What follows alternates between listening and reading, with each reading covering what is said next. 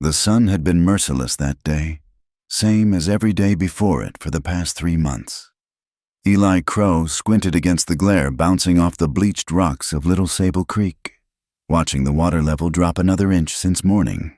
At this rate, he'd be hauling water from the deeper pools by month's end. He straightened, joints protesting after 41 years of hard living, and headed back to the adobe ranch house. The cavalry had taught him to read the land like scripture, but these days he preferred the sermon of silence. No orders, no blood, no ghosts of Apache children caught in crossfire. Just him, 50 head of cattle, and enough whiskey to keep the nightmares honest. The first gunshot cracked across the plateau at dusk. Eli froze, hand instinctively finding the Colt at his hip. Another shot, then 3 more in rapid succession. Not hunting too many rounds, too fast. His mind cataloged the sound repeating rifles, maybe Henry's, coming from the wash where the old stage road cut through. He could ignore it, should ignore it. Whatever trouble had found its way to his corner of nowhere wasn't his concern anymore. A woman's scream changed his mind. Eli saddled his mare in practiced darkness, Winchester across the pommel, and rode toward the gunfire. The moon hadn't risen yet, but he knew every rock and gully for 5 miles around. As he crested the ridge above Willow Wash, he saw muzzle flashes painting the ravine walls orange. A freight wagon sat canted at an ugly angle. One wheel shattered. 4 riders circled it like wolves, firing into the wagon bed where someone had taken cover. The driver lay motionless in the dirt, arms spread wide in permanent surrender. Eli counted odds and angles with the cold arithmetic of survival. 4 against 1, but they were focused on their prey, bunched up stupid close. He dismounted, found a stable shooting position behind a sandstone outcrop, and squeezed off 2 shots before they knew he existed. The first man tumbled from his saddle. The second wheeled his horse, searching for the threat, and caught Eli's 3rd bullet center mass. The remaining 2 scattered, one racing north toward Black Mesa, the other spurring hard into the maze of arroyos to the west. Eli waited, counting heartbeats, watching for tricks. When nothing moved except dust devils, he led his mare down the loose shale slope. The wagon bore the Half Moon Mining Company brand on its sides, iron reinforced and built for hauling payroll. "You in the wagon?" he called. "Shooting's done. You hurt." Silence. Then fabric rustled and a woman emerged, hands raised but steady, even in the poor light. Eli could see the rope burns on her wrists. The gag hastily pulled down around her neck. Dark hair hung loose from what had been a proper bun, and her dress, practical gray wool, bore tears and dust but no blood. "Don't shoot," she said, voice hoarse but controlled. "I'm unarmed." Eli lowered the Winchester. "Ma'am, you with the mining company?" She nodded, then seemed to think better of it. "I was, until about 10 minutes ago." She glanced at the dead men, then back at him with eyes that held too much calm for someone who just survived an ambush. "Marin Vale. I kept books for the Half Moon." "Eli Crow? This your regular payroll run?" "Every second Tuesday." She climbed down from the wagon bed with surprising grace, considering, though usually with more guards and less rope. Eli studied the scene. 2 guards, both dead. The lockbox in the wagon bed sat unopened but askew, like someone had been trying to jimmy it when interrupted. "Robbers got sloppy. Why tie you up instead of—" He stopped. "Pieces not fitting. Road agents didn't usually leave witnesses." "Instead of killing me outright," Marin finished. "Good question. One I've been pondering myself." She moved to the lockbox, producing a key from somewhere in her torn sleeve, and opened it. Her face went rigid. "It's empty." "Payroll's gone." "No." She lifted out a leather ledger, pages fluttering in the evening breeze. "The payroll was never there. Just this." She showed him the book columns of numbers in precise handwriting, signatures, dates. The real books, not the ones they show the territorial assessor. Eli felt the familiar itch between his shoulder blades that meant trouble coming. "Ma'am, respectfully. That's not my business. Let me see you safe to town and—" "Town," she laughed, bitter as alkali water. "Sheriff Hollis signed off on this ledger, along with Judge Harold Pike and half the county commissioners." She clutched the book against her chest. "They didn't rob the payroll. Mr. Crow, they were cleaning up loose ends, and I'm the loosest one left." The sound of approaching hooves killed whatever protest Eli might have made. Many hooves, riding hard from the direction of Sable Fork. He grabbed Marin's arm. "Can you ride?" "Yes." "Then we need to move, now." He boosted her onto one of the dead men's horses, a solid bay gelding that wouldn't win races, but would run all night if asked. She handled the reins like someone who knew horses, which raised more questions he didn't have time for. They rode hard into the gathering darkness, Eli leading them through terrain that would break necks if you didn't know the way. Behind them, torches bobbed like fireflies as the pursuit hit the ravine. Angry voices carried on the still air, then gunshots, frustration more than aim. After an hour of winding through slot canyons and doubling back on their trail, Eli led them to a seep spring hidden behind a fall of rocks. The horses needed water, and he needed to think. "They'll expect me to run for Sable Fork or Fort Selden," Marin said, dismounting stiffly. "It's what any sensible person would do." "Good thing I'm not sensible."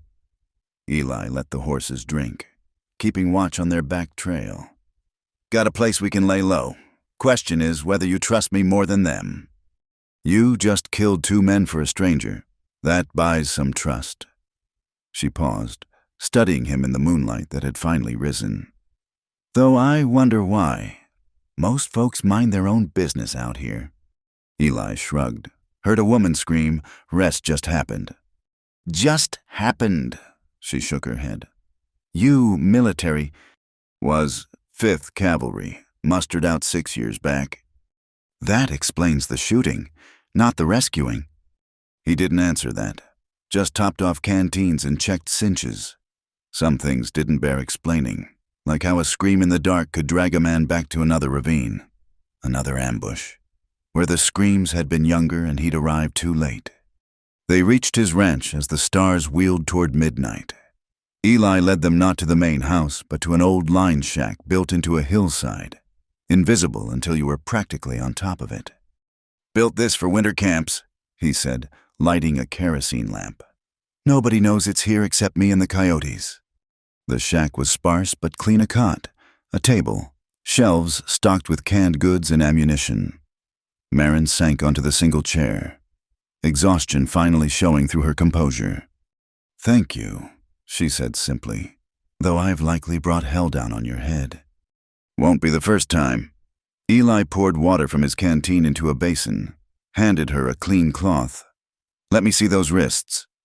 She extended her hands, revealing raw rings where the rope had bitten deep. Eli cleaned the wounds with the practiced efficiency of someone who'd tended plenty of injuries, his own and others. "You said the real books," he prompted, wrapping her wrists with torn strips of clean cotton. "Meaning what exactly?"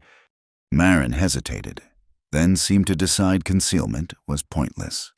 "Half Moon's been skimming wages, charging miners for tools and lodging that don't exist, then kicking back to town officials. I kept 2 sets of books, one for the owners back east, one for truth. Judge Pike found out." "And decided you knew too much." "More than that." She pulled a folded paper from her boot, smoothed it on the table. Even in lamplight, Eli recognized the format, a wanted poster, fresh printed. Marin's likeness stared back at them above text proclaiming her wanted for theft and murder. Reward of $400. "They're not just cleaning up," she said quietly. "They're hanging it all on me. By morning, every bounty hunter in the territory will be looking for Marin Vale. Killer and thief." Eli studied the poster, then the woman. In his experience, real killers didn't have hands that shook while bandaging wounds, didn't flinch at distant coyote calls. But experience had also taught him that desperation could make killers of anyone. "Why should I believe you?" he asked. She met his eyes steadily. "You shouldn't. Smart man would turn me in, collect the reward, go back to his quiet life." She gestured at the ledger. "But a smart man might also wonder why they wanted me dead before this poster was even printed. Why they sent 4 men to silence a bookkeeper. Why the lockbox was empty except for evidence of their own crimes." Eli poured 2 cups of whiskey from a bottle on the shelf, pushed one toward her. She was right, and they both knew it. The pattern was to clear frame the witness, collect the bounty, close the case. He'd seen similar plays during the war, though usually with higher stakes than mining wages. "First light, we'll move deeper into the Mesa country," he said finally. "I know places where a battalion couldn't find us. Give us time to figure out your next move." "Us?"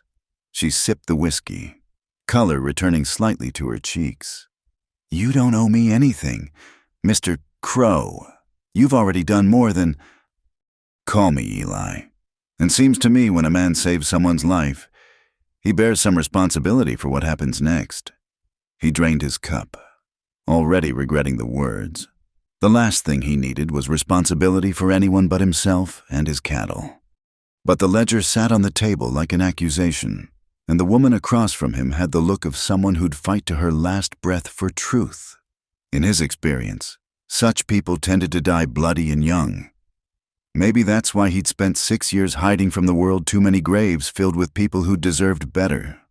"Get some rest," he said, standing. "I'll keep watch. Come morning, we'll see what kind of hell is riding our way." Marin nodded, exhaustion winning over wariness, as she curled onto the cot, still clutching the ledger like a lifeline.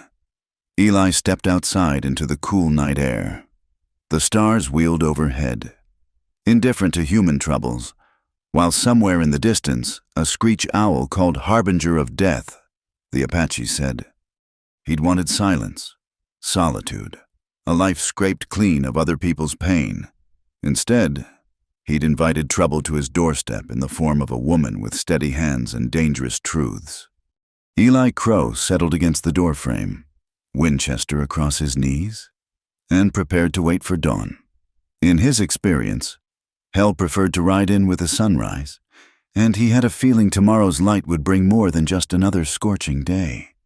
The wind shifted, carrying the scent of rain that would never fall and the faint echo of horses, still miles off but coming steadily.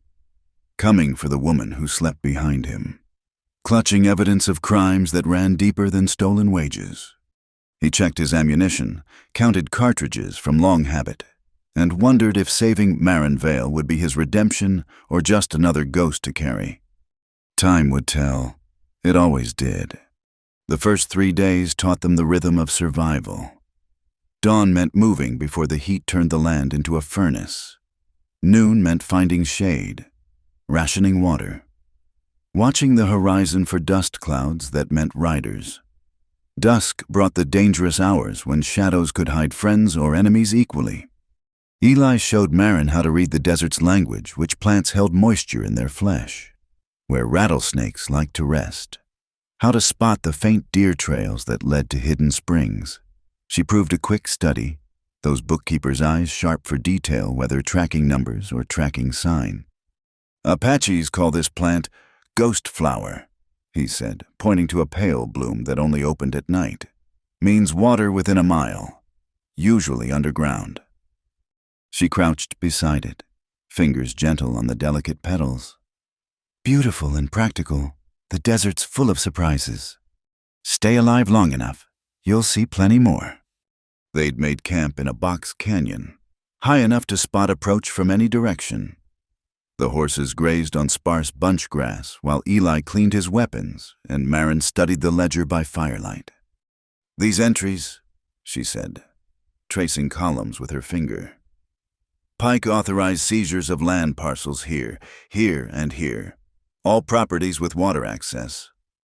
Railroad needs water for the steam engines," Eli said.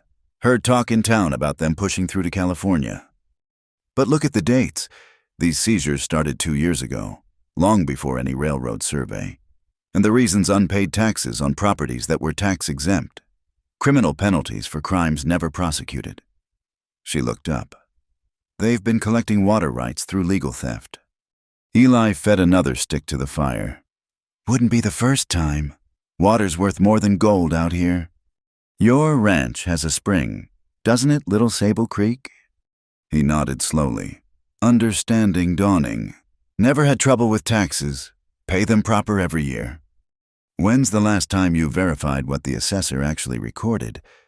The question hung between them like smoke. Eli realized he'd been living on borrowed time, too focused on his own isolation to see the trap closing around properties like his. A coyote yipped in the distance, answered by another. Marin tensed, but Eli shook his head. Just coyotes. When men try to imitate them, they always get the spacing wrong.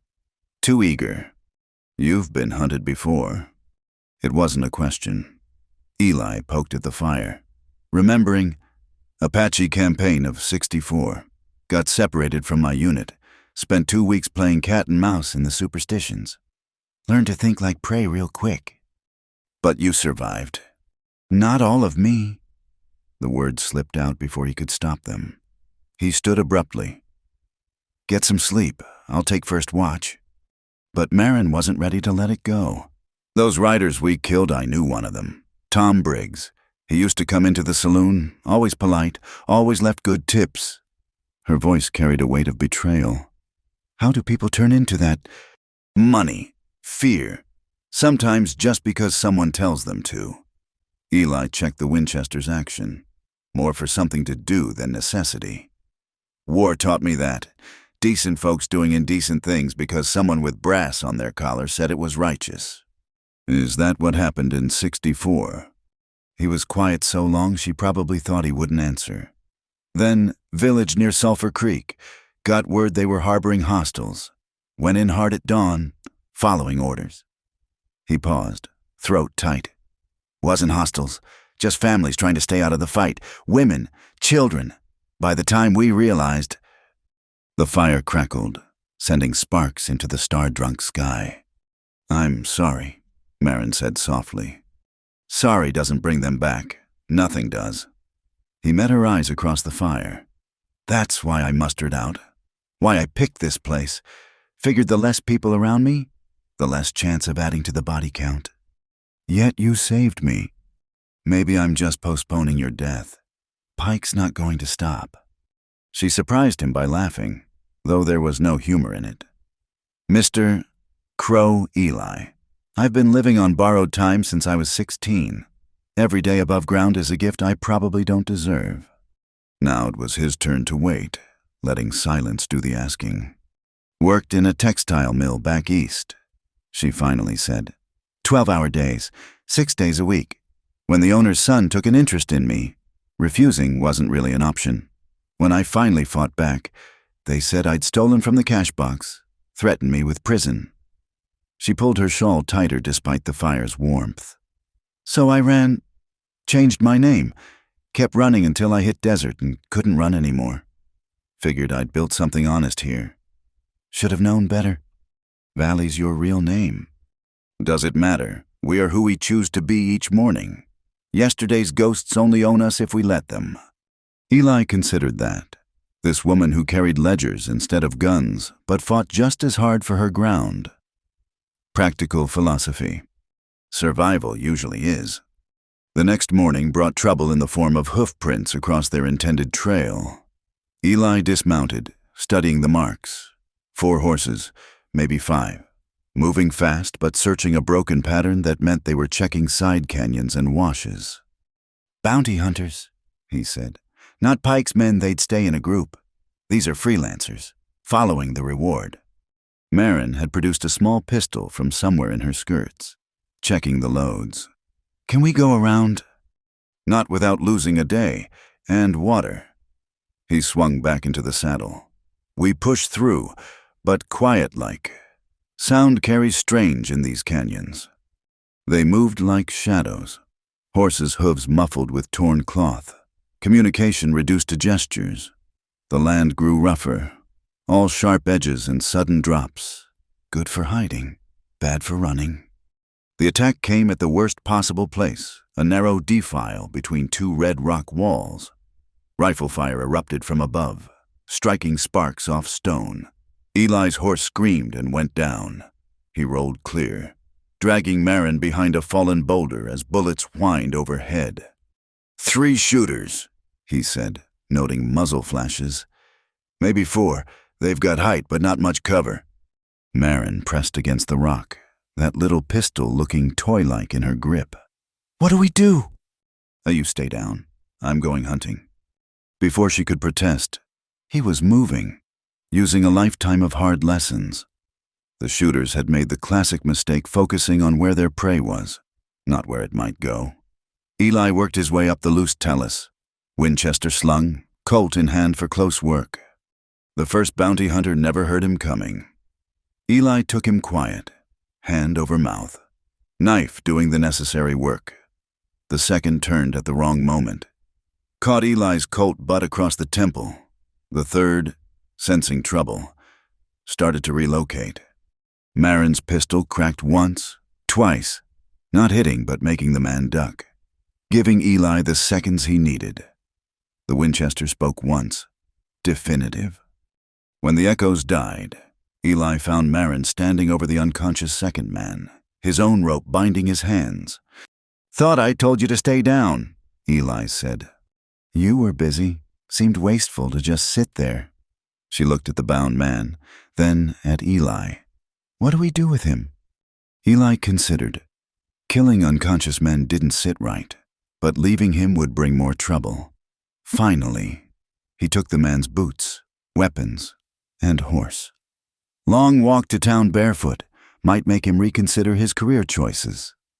They switched their gear to the bounty hunter's fresher mounts, Eli saying a silent farewell to the mare that had carried him faithfully for 3 years. The desert took its due, always. As they rode on, Marin asked, "How do you do it, kill when necessary, spare when possible?"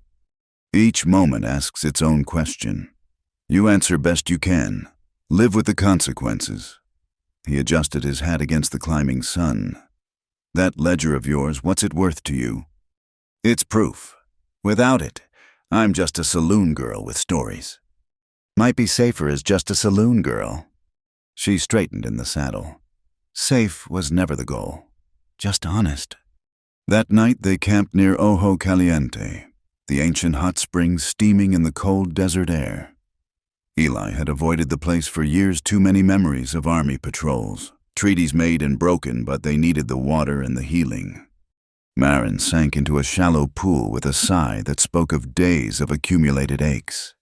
I could stay here forever. Folks have tried. Apache, Spanish, mountain men. Place has a way of making you soft, forgetting there's a world full of sharp edges waiting. But Eli eased himself into an adjacent pool, feeling the heat work on the joints that complained more each year. "Tell me about your ranch," Marin said. "Little Sable Creek." So he did, surprising himself with the words, how he'd found it after mustering out, half dead from drink and memories. The first winter alone, nearly starving before learning the land's hard lessons. Building the house adobe brick by adobe brick, like rebuilding himself. "Sounds lonely," she said. "That was the point."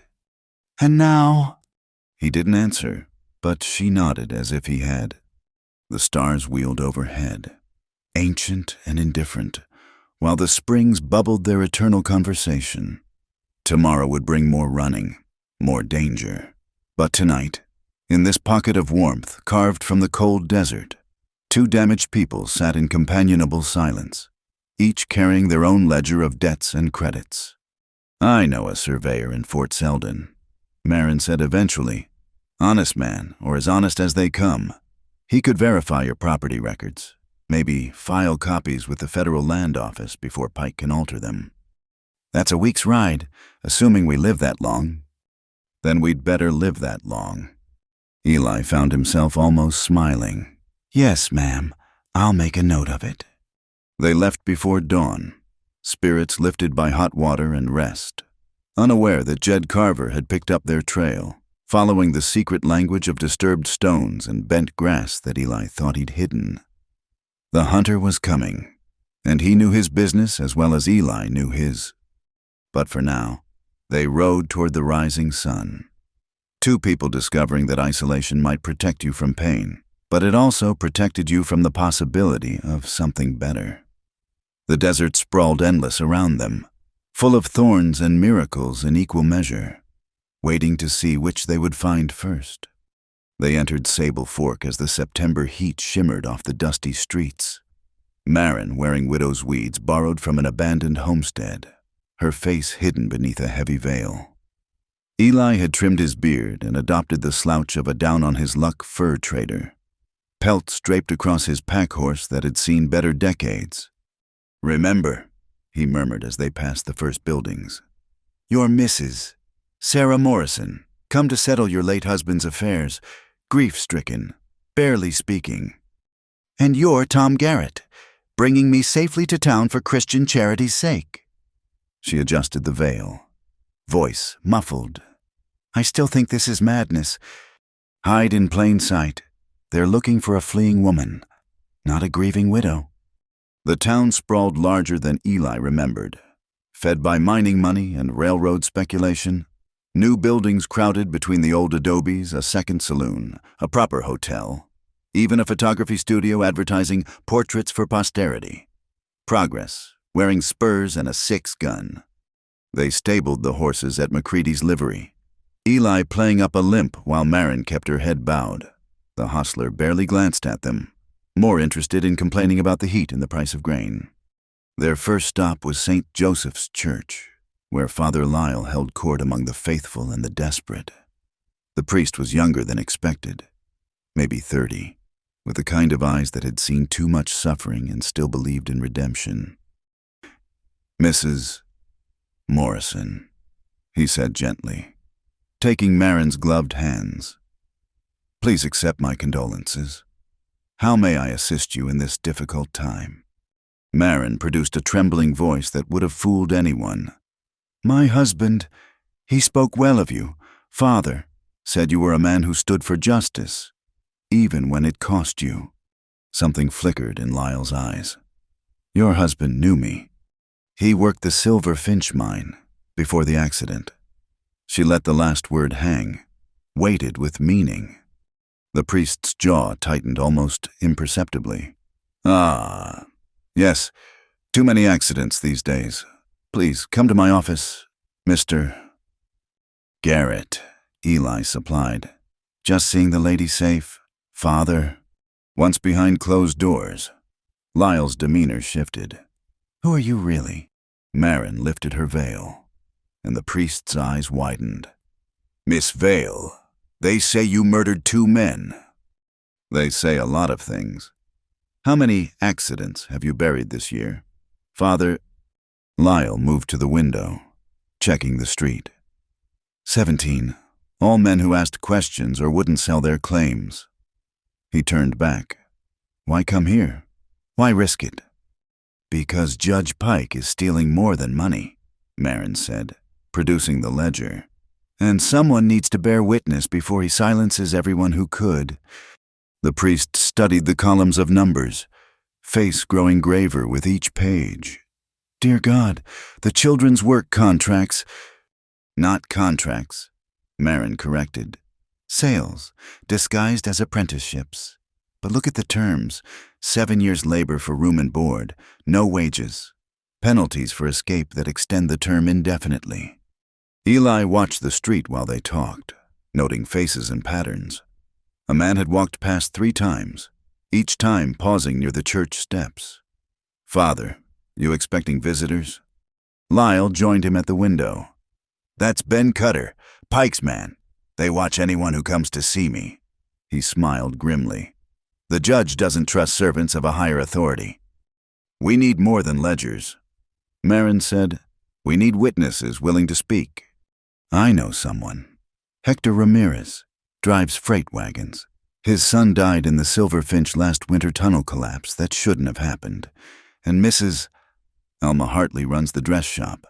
Pike's charging her protection fees that aren't in any law book." Can you arrange meetings? Eli asked. Tomorrow's market day. Natural for people to mingle, but you'll need somewhere safe to stay tonight. The priest led them through a back passage to a small storeroom, used for traveling missionaries, not comfortable but private. As Lyle left, Eli barred the door and checked the single window barred already. Thankfully, Marin sank onto a cot, suddenly looking exhausted. 17 dead, she said quietly. I knew the numbers were wrong, but I didn't think... How did I not see it? You saw what you were allowed to see. Pike's smart, keeping the violence separate from the books. All those months in the saloon, pouring drinks, smiling, listening to men brag about their schemes. I thought I was so clever, gathering information, but I was just skimming the surface. Eli sat across from her, checking his weapons by lamplight. Can't fight what you don't know exists. Now you know. Now I know. She pulled off the widow's bonnet, hair spilling free. What drives a man like Pike? He's already wealthy, powerful. Why does he need more? Some men drink, some chase women. Pike collects control. Won't stop until he owns every drop of water, every soul in the territory. A soft knock interrupted Father Lyle with food and information. Cutters posted men at both ends of the street. They're not moving on the church yet, but they know we're here. Eli finished. Suspected, at least, I've sent word to Hector and Alma. Market day starts at dawn, best chance to meet without suspicion. After the priest left, they ate in silence bread, dried meat, water that tasted of mineral and distance. The lamp burned low, casting dancing shadows on adobe walls. You could leave, Marin said suddenly.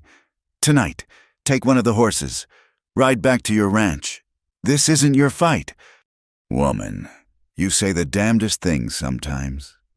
I'm serious. You've done enough. More than enough. Eli set down his cup with deliberate care.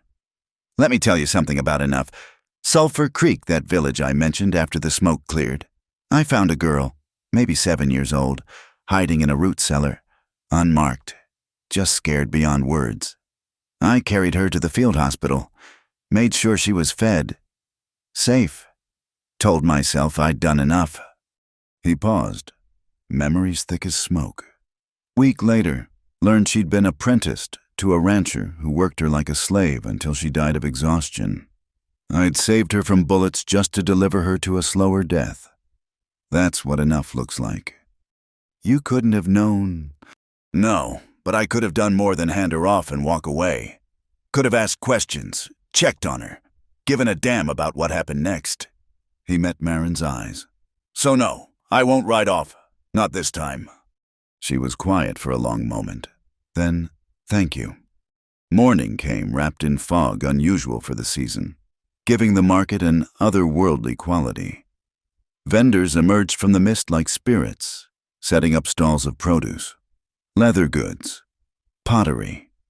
Eli and Marin moved among them, her veil back in place, him hobbling with his affected limp.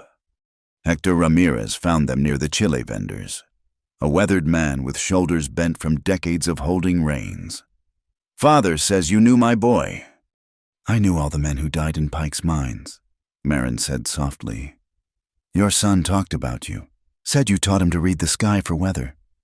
The old man's eyes glistened. He was going to have his own freight business someday.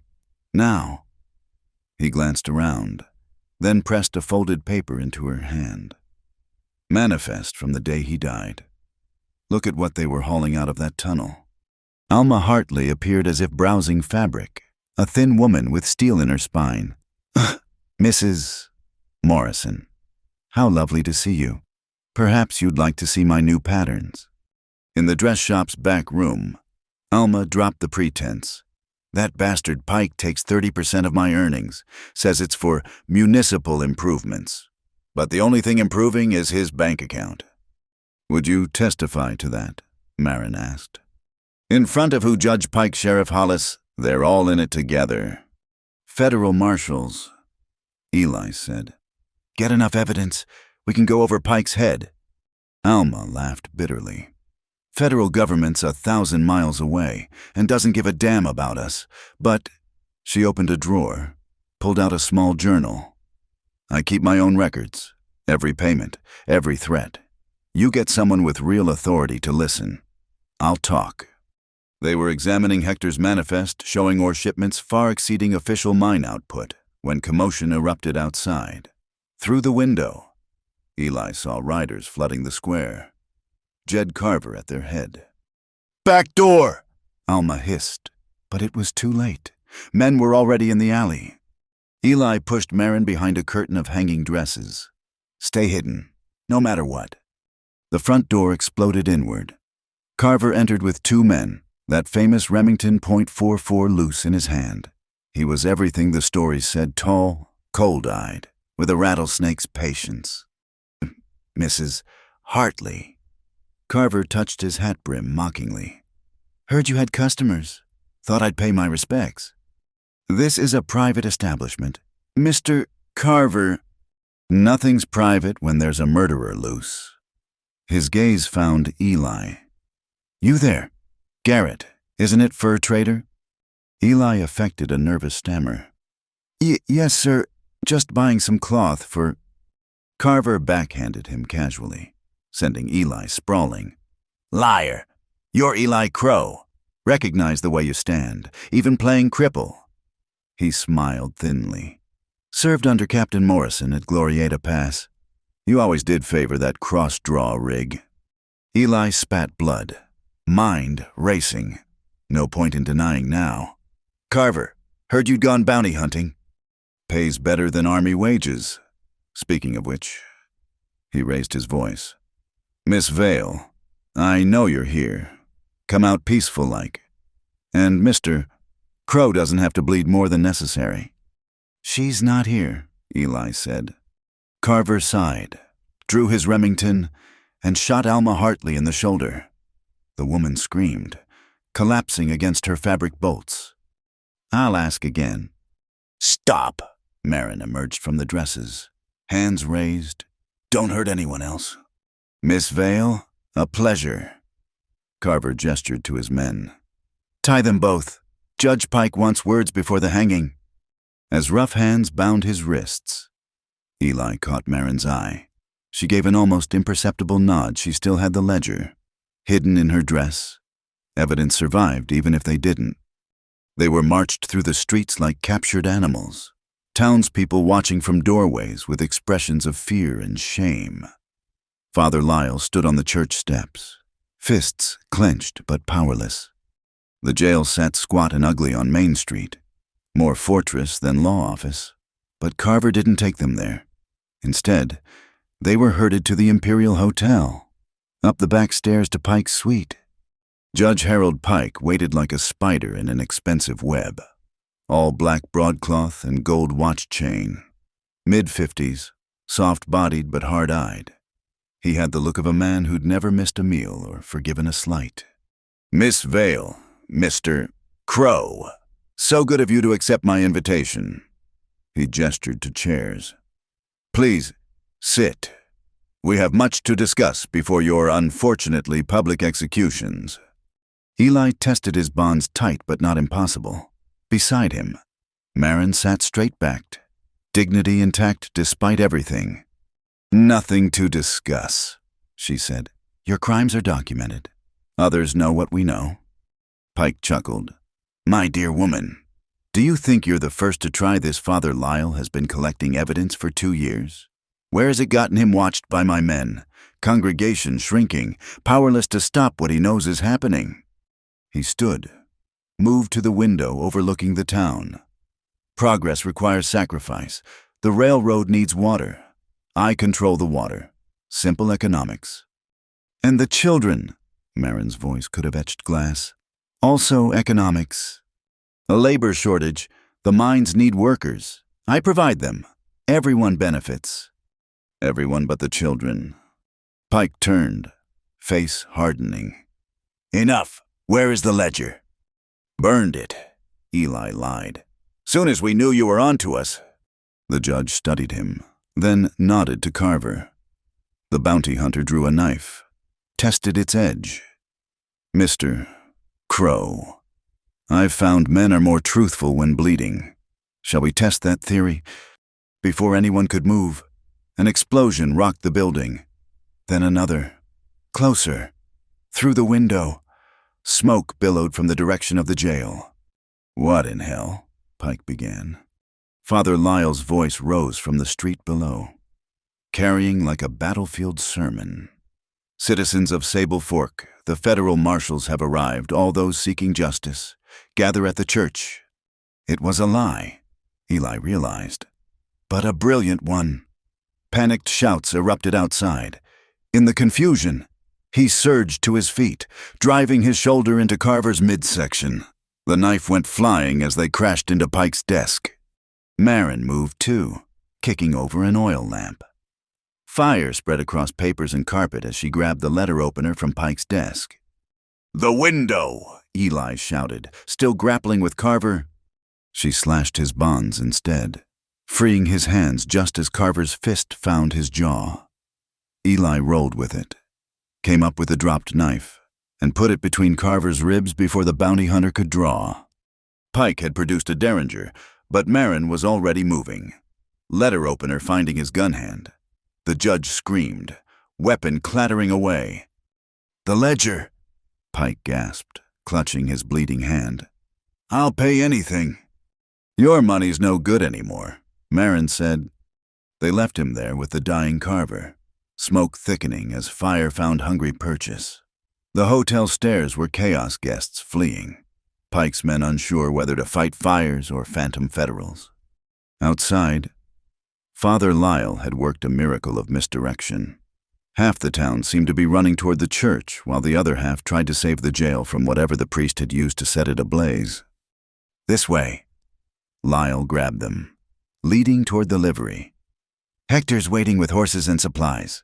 Ride hard for Fort Selden. I've sent a rider ahead to alert the actual federals." "Father, you just burned down the jail!" Marin gasped. "Accidentally knocked over a lamp while retrieving evidence," he corrected with unpriestly satisfaction. "Terrible tragedy. Thank God I saved these documents first." He handed her a leather satchel.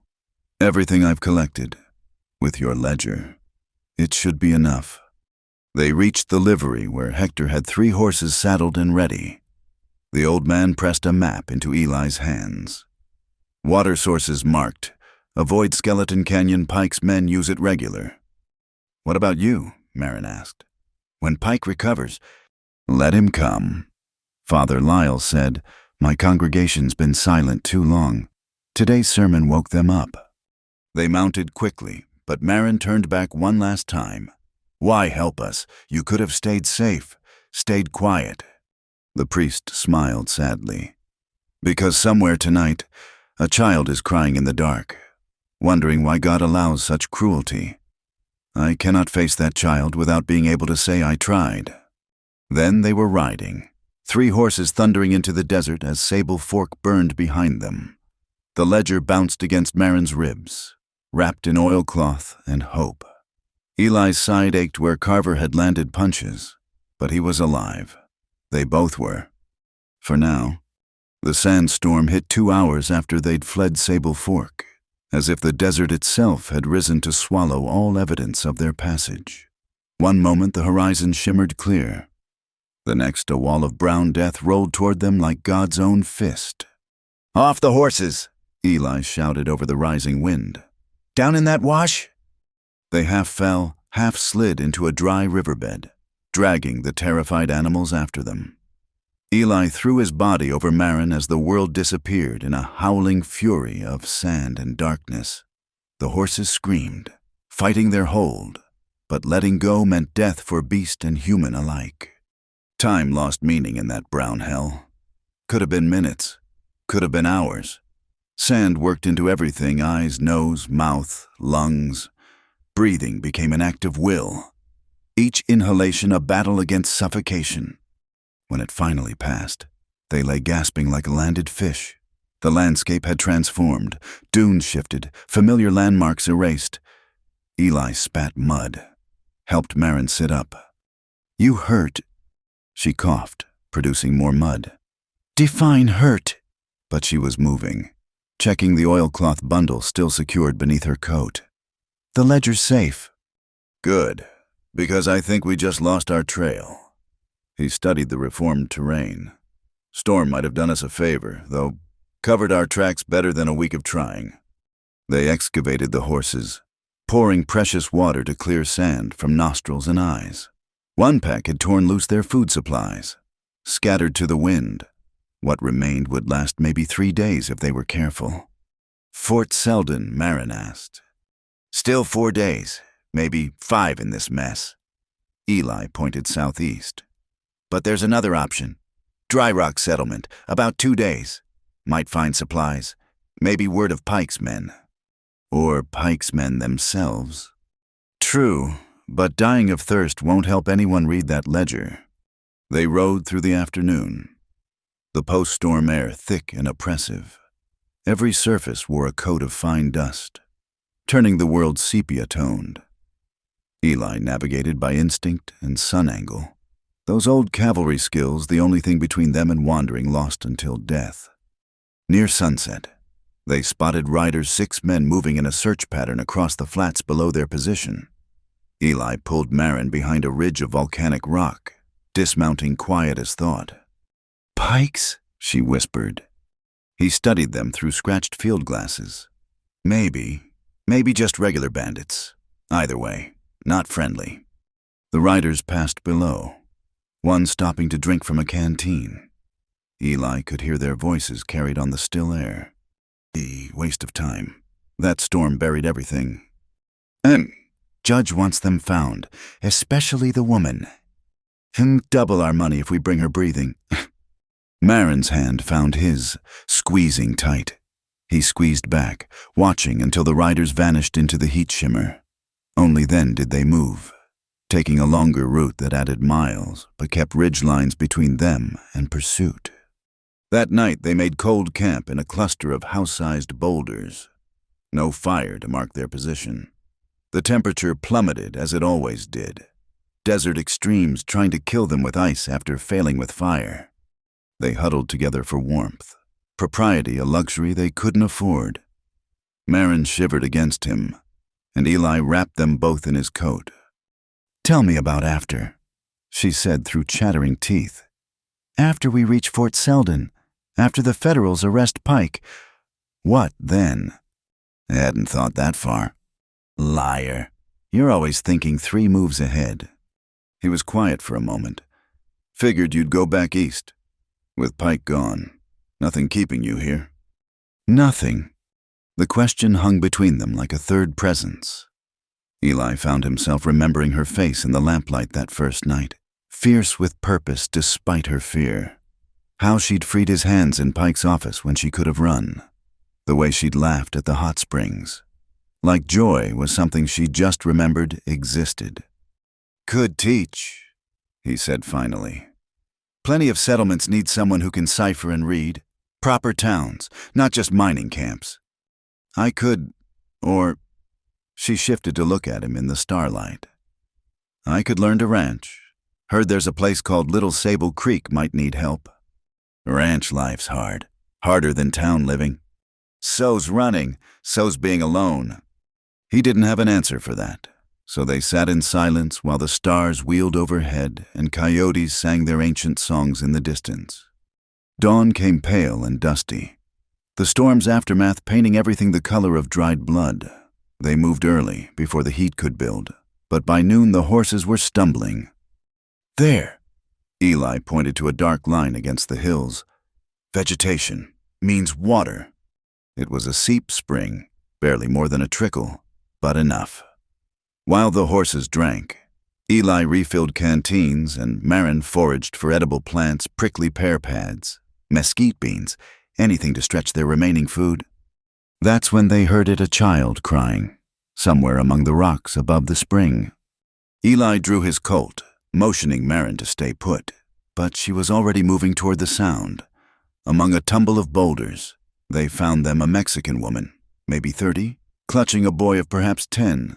Both were in bad shape, clothes torn, feet bloody from walking.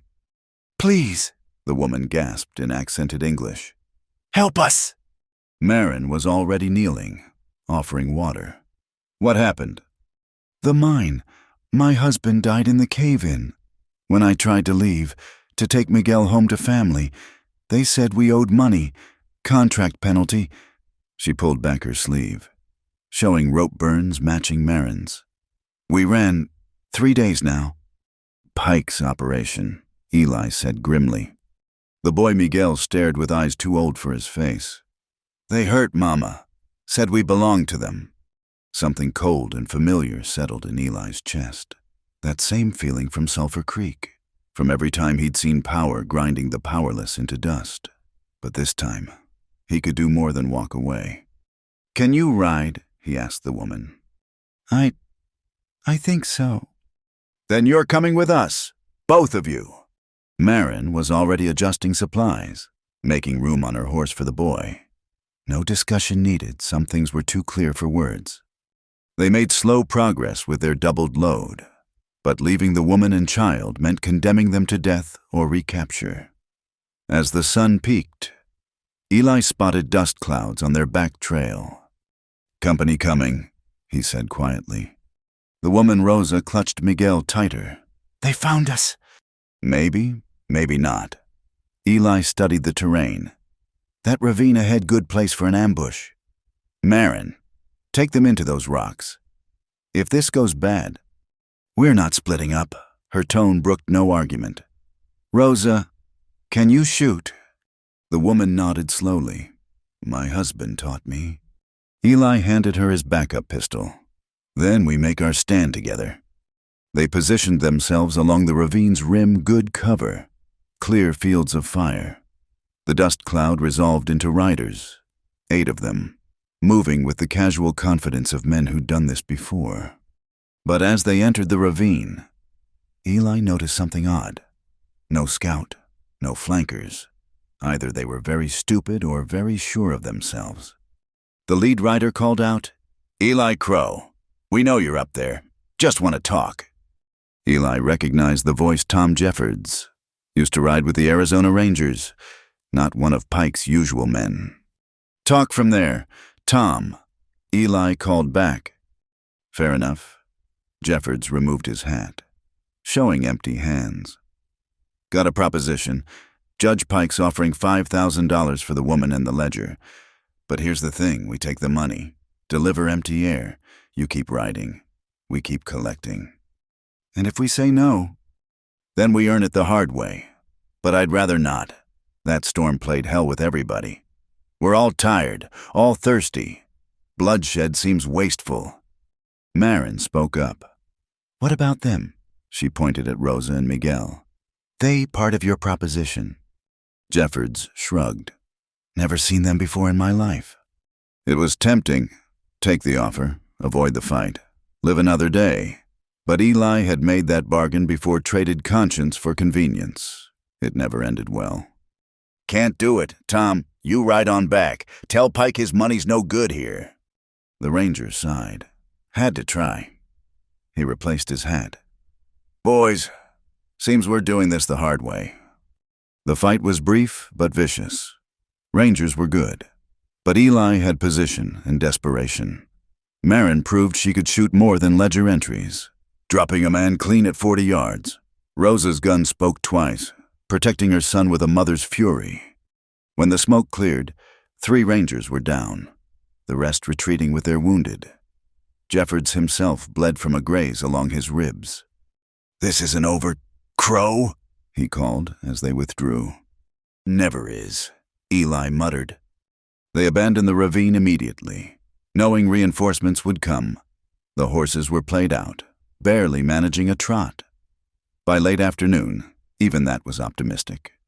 That's when they saw it, the abandoned Silverfinch mine, dark mouth yawning in the hillside like a door to perdition, but also shelter, and possibly water in the lower levels. I know this place. Rosa whispered, where Roberto died, where many died. I'm sorry, Marin said. We can find somewhere else. No, the woman straightened. He would want us to live. to use even this place if it helps. They entered cautiously, Eli lighting their way with a pine-pitched torch. The main tunnel stretched back into darkness, shore up with timber that had seen better decades. Side passages branched off, following veins of silver that had played out years ago. 50 feet in, they found what Eli hoped for, a pool of groundwater, seepage from some underground stream. The horses drank gratefully while they refilled every container. Deeper in, a side chamber offered protection, one entrance.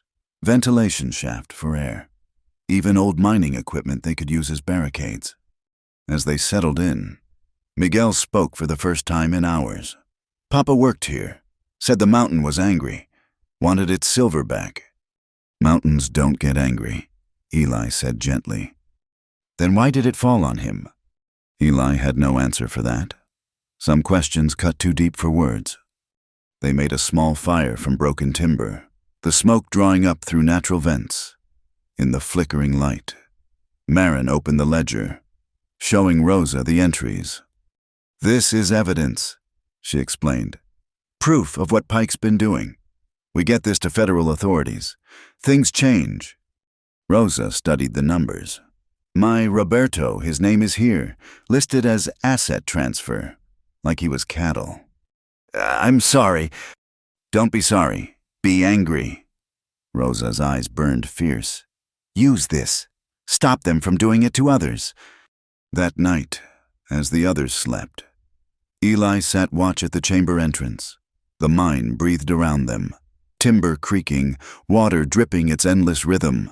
Somewhere in the darkness, a piece of stone fell with a sound like bones breaking. Marin appeared beside him, moving quiet as smoke. "Can't sleep either." "Too many ghosts in this place." She settled next to him, shoulders touching. "Rosa's strong, stronger than I was when this started." "You were plenty strong, just didn't know it yet." I was scared, still am. "Fear's not weakness. It's what you do despite the fear that counts." She was quiet for a moment. "That why you stayed despite the fear?" "Stayed because it was right. Because I'm tired of walking away from fights that matter." He paused. "Because somewhere between that first night and now, you became a fight that matters." In the darkness, her hand found his again. This time, neither let go. Morning would bring more running, more danger.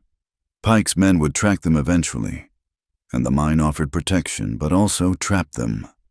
They needed to move, to reach Fort Selden before their luck ran out. But for now, in this moment, they had water and shelter and each other. In the desert, sometimes that's all the miracle you get. Outside, dawn approached with its burden of heat and decision. The child Miguel murmured in his sleep, chasing dreams of fathers and falling mountains. His mother held him close, protecting him from nightmares with the fierce grace of love under pressure. And at the mine entrance, 2 damaged souls sat vigil against the darkness, learning that some things were worth stopping for, worth fighting for, worth believing in even when the world seemed bent on proving otherwise. The ledger rested between them, pages full of numbers that added up to injustice. Soon they'd carry it back into the light, into the hands of those who could act on its truths.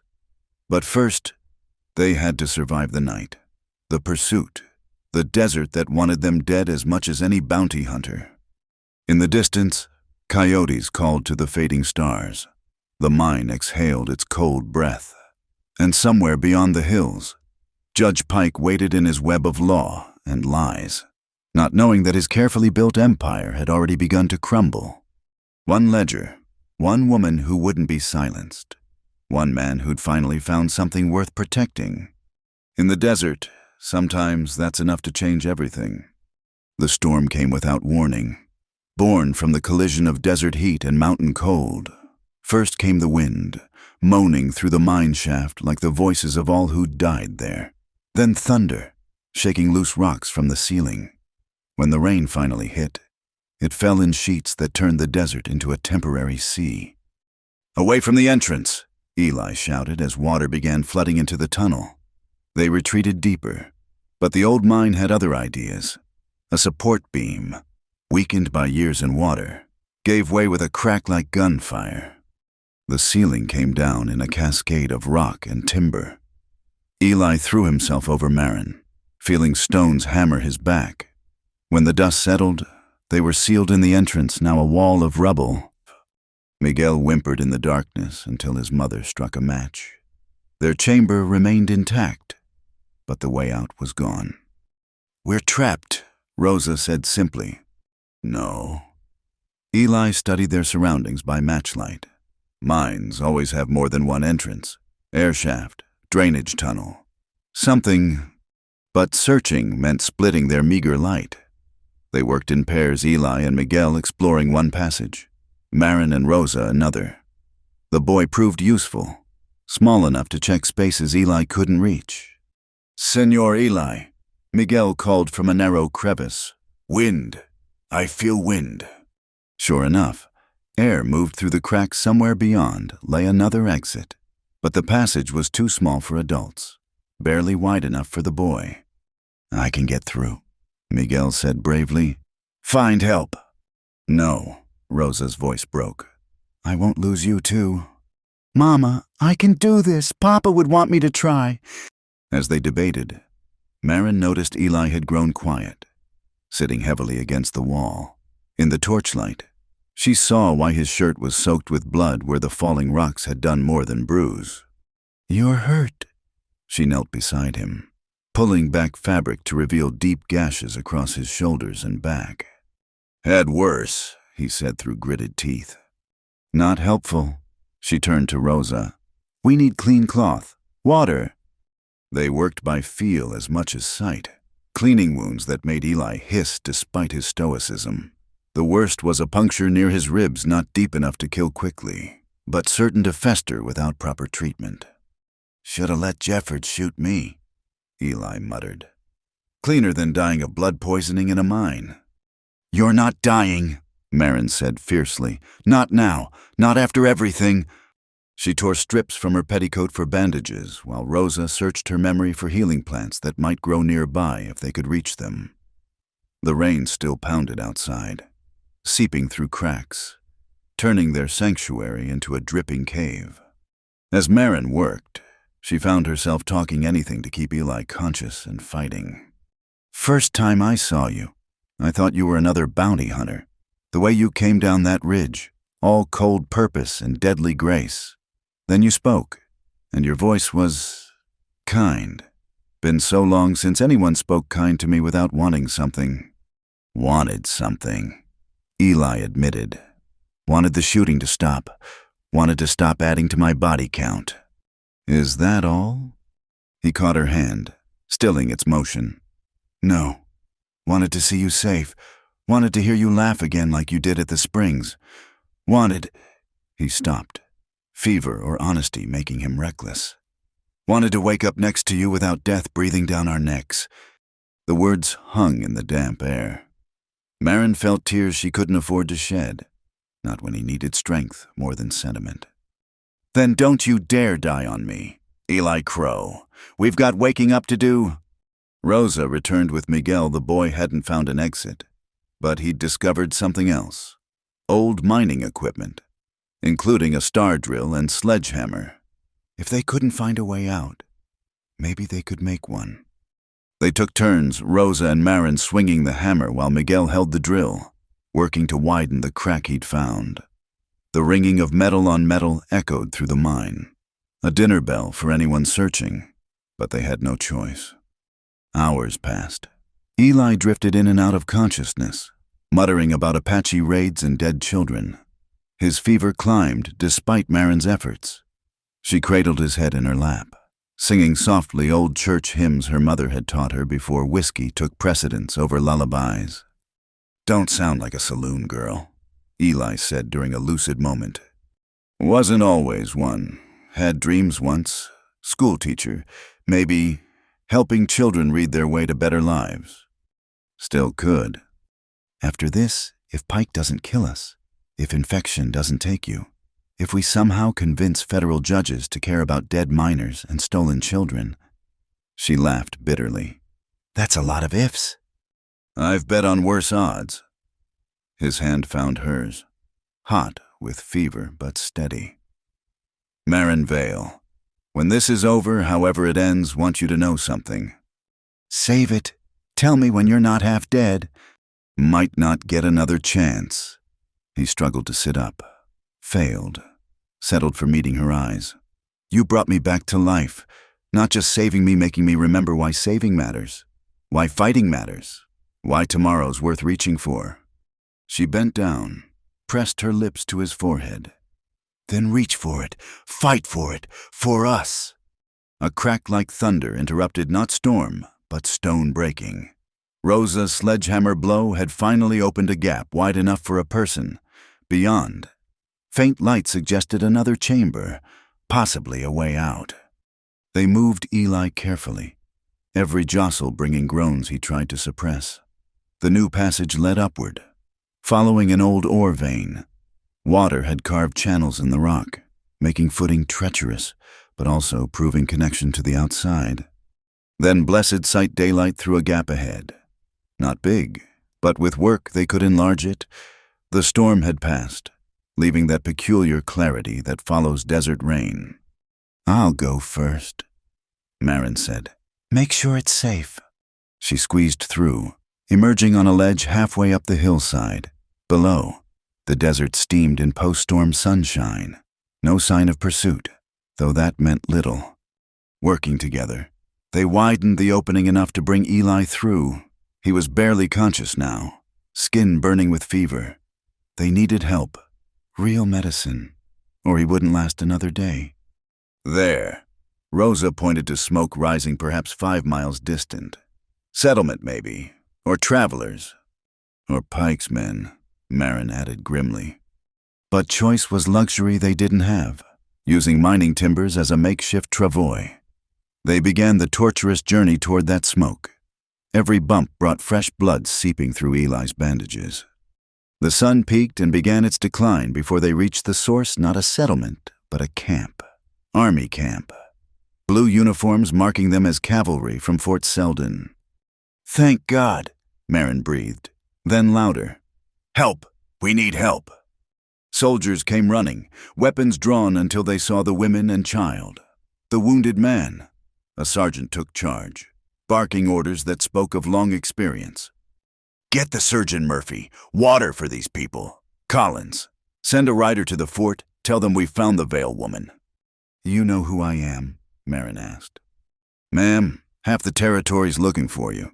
Judge Pike's got every bounty hunter from here to Texas on your trail. The sergeant's expression suggested opinions about Pike he couldn't voice in uniform. Also got federal marshals asking questions about missing witnesses. They carried Eli to a medical tent where an army surgeon took over with blessed competence. While he worked, Marin told their story to a young lieutenant who took notes with increasing alarm. This ledger, he said, you have it with you. She produced the water-stained but readable book. Every transaction, every falsified document, every child sold into bondage disguised as apprenticeship. The lieutenant whistled low. Ma'am, this is evidence of conspiracy, fraud, human trafficking. Judge Pike's got bigger problems than he knows. Will Eli, Mr. Crow, will he recover? The surgeon emerged, wiping bloody hands. Touch and go. Infection set in deep, but he's strong, fighting hard. We'll do what we can. That night, Marin sat by Eli's cot in the medical tent. His breathing was rough but steady. The fever finally breaking thanks to army medicine and skill. Rosa and Miguel slept nearby, safe for the first time in days. Don't leave me, Marin whispered, holding his hand. Not when we're so close to winning. Not when I haven't told you. What, that's somewhere between terror and flight, between gunfire and quiet moments. She'd fallen in love with this scarred, principled man who'd chosen justice over safety. That she'd seen a future beyond survival. A ranch by a creek. Children who'd never know the bondage she'd documented. Mornings waking next to someone who understood the weight of the past but refused to let it bury the future. Tell me yourself. Eli's voice came rough but aware. When I can remember it proper. She squeezed his hand, laughing through tears. Eli Crow, you impossible man. Been called worse. He managed a ghost of smile. The ledger... Safe. Lieutenant says federal marshals will be here tomorrow. It's almost over. No. His grip tightened. Pike won't go quiet. Man like that. Cornered. He'll burn it all rather than face justice. You need to be ready. We'll have the army. Marin. His eyes held hard-won wisdom. Law's one thing. Men's desperation's another. Promise me whatever happens. You'll see this through. Those children Rosa talked about. Others like them. Promise me. We'll see it through, together. He studied her face like he was memorizing it. Together, then. Outside the tent, guards walked their posts under stars brilliant in the rain-washed sky. Somewhere out there, Judge Pike was learning his carefully built empire of fraud and fear had a crack in its foundation, one woman with a ledger and the courage to use it. Tomorrow would bring marshals, questions, the slow grinding of justice. But tonight, in a medical tent that smelled of carbolic and hope, two people held hands and held on, knowing that some fights you win not by killing your enemies, but by living long enough to speak truth. The desert waited, patient as stone, to see which would prove stronger, Pike's power or their purpose.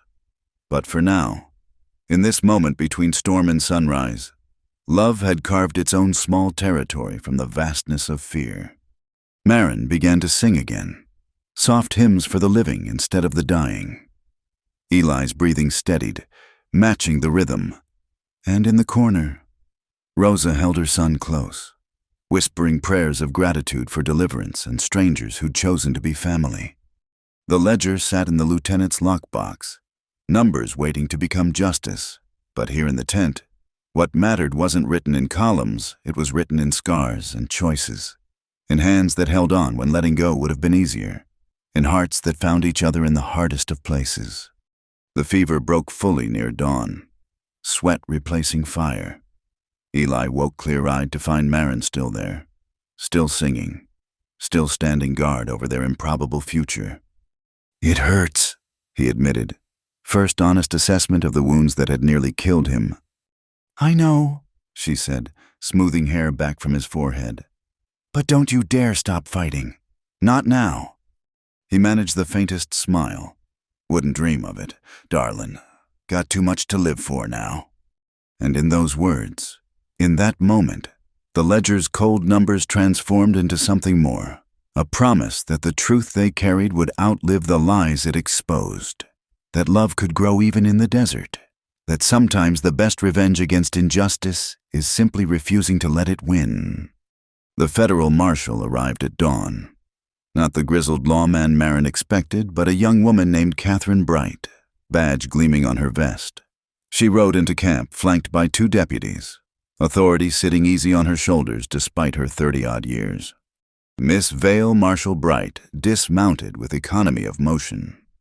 "I understand you have evidence regarding Judge Harold Pike."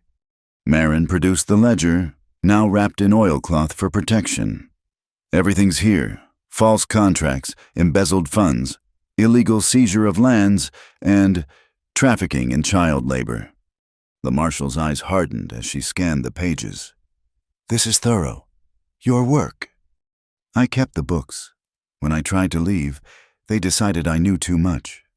And Mr. Crow saved my life multiple times." Marin glanced toward the medical tent where Eli was finally gaining strength. "Pike's men nearly killed him." Marshal Bright studied her with lawman's eyes. "The judge claims you murdered 2 men and stole mine payroll. Says Crow's your accomplice.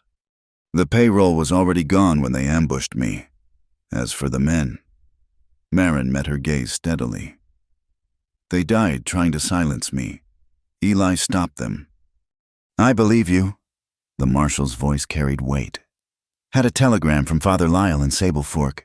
Seems half the town's ready to testify against Pike now that someone's shown it's possible." The camp buzzed with preparation. Word had come that Pike was holed up at the Red Bluff Railroad Depot with a dozen hired guns, claiming federal overreach and territorial rights. The railroad company, sensing shifting winds, had suddenly discovered accounting irregularities in their dealings with the judge. Eli emerged from the medical tent, moving stiff but determined. The fever had broken, leaving him gaunt but clear-eyed. He wore a borrowed cavalry uniform, his own clothes beyond salvage.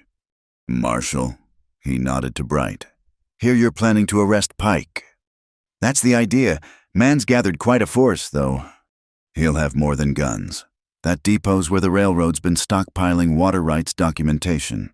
Pike burns those papers. Proving fraud gets a lot harder." Marshal Bright considered this. "You know the layout." "Worked security there briefly. Years back, before I got particular about my employers." "Then you're coming with us." She raised a hand at Marin's protest. "Not to fight, Mr. Crow. To advise. Your lady's right, you're in no shape for gunplay." "My lady," Marin felt heat rise to her cheeks. Eli caught her hand, squeezed it. "If she'll have me." The moment hung between them, precious and fragile. Then reality intruded, Rosa approaching with Miguel and news. "The soldiers. They say there are others. Other children in the camp by the depot. Pike's bringing them as shields." Marshal Bright cursed with feeling. "How many?" 7, 8, maybe. The ones whose parents died in the mines." "He's using children as hostages." Marin's voice could have etched glass. "Federal marshal arrives, so he hides behind orphans he created." "Changes our approach," Bright said grimly. "Can't go in shooting with innocents in the way." They made a war council in the command tent. Marshal Bright, her deputies, the Army lieutenant, Eli, and Marin. The depot sat on a rise overlooking the proposed railroad route. Wooden buildings clustered around a spring. Good defensive position. Bad for assault. "What if we don't assault?" Marin suggested. "What if we make Pike come to us?" "How?" She held up the ledger. "He wants this destroyed more than anything. If he thinks he has a chance to get it." "Too dangerous," Eli said immediately. "Pike's desperate. Desperate men do savage things." "Then we make him think he's winning." Marin traced routes on the map. "Stage a transfer, make it look like I'm being taken to Sable Fork for trial. Small escort. Isolated road. Pike can't resist that bait." Marshal Bright studied her with new respect. "You'd risk yourself as bait. Those children don't deserve to die for Pike's crimes. Neither do your deputies." "Marin, no." Eli's voice carried pain deeper than his wounds. "We've come too far." "Which is why this has to end right." She faced him squarely. "You taught me that. Sometimes the brave choice is the only choice." The debate continued, but eventually tactics won over sentiment. The plan took shape. Marin would ride in a prison wagon with 2 deputies, visible restraints hiding the fact she'd be armed. Eli and the soldiers would shadow them, ready to intervene. Meanwhile, Rosa and trusted townsfolk would approach the depot from another direction, creating distraction and hopefully extracting the children. "It's got holes big enough to drive cattle through," Eli muttered. "Most plans do," Marshal Bright said, "but it beats a frontal assault on fortified positions with hostages." They moved at first light, Marin in the wagon bed looking suitably defeated. The restraints chafed, but the weight of the hidden pistol was reassuring. Deputy Morris drove while Deputy Chen rode alongside, both alert for trouble. The road to Sable Fork wound through canyon country, all red rock and ambush opportunities. They'd chosen their ground carefully, a stretch where the road narrowed between 2 mesas, forcing any attackers into predictable approaches. An hour out, Chen spotted dust. "Riders coming. 6, maybe 7. "Remember," Morris said quietly, "let them think they're winning until the marshal's signal." The riders swept down like they owned the earth. Pike's men, led by the judge himself. He'd aged badly in the days since Sable Fork. Expensive suit dusty, face showing the strain of a crumbling empire. "Well, well." Pike reined up beside the wagon. "Miss Vale, you've led us quite a chase." "Judge!" Marin kept her voice level despite the rage burning in her chest. Come to gloat. Come to finish what should have ended cleanly. He gestured to his men. Kill the deputies. Bring the woman. Gunfire erupted, but not from Pike's men. Marshal Bright's sharpshooters opened up from the mesa tops, catching the ambushers in a crossfire. Pike's horse reared as bullets sparked off rocks. Marin rolled out of the wagon bed, hidden pistol clearing leather. Deputy Chen was down, clutching a bloody shoulder. Morris had taken cover behind the wagon wheel, returning fire with methodical precision. Through the chaos, she saw Pike spurring toward a side canyon, escaping again, leaving his men to die for him. Without thinking, Marin grabbed Chen's horse and gave chase. The canyon twisted like a snake, walls closing in until they rode single file. Pike's horse was faster, but Marin knew desperation when she saw it. He was heading for the depot, for those hostage children, for whatever final card he thought he could play.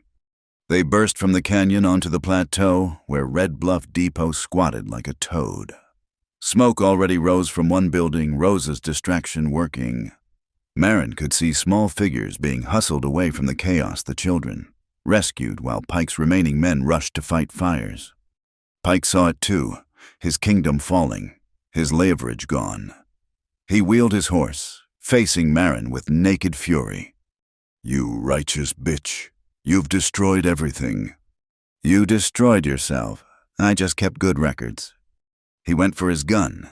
Marin was faster, steadier, her shot taking him high in the shoulder.